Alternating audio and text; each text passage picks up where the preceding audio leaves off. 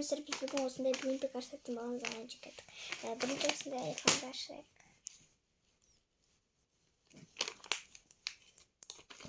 Ой, ыңғайсызбай отыр.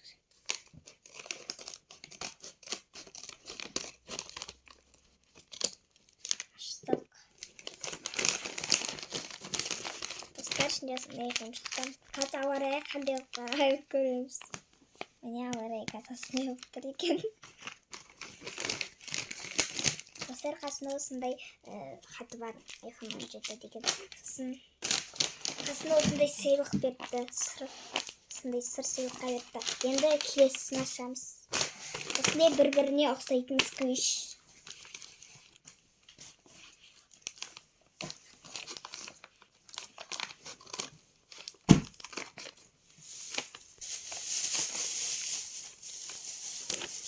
Ашамай жатырмын.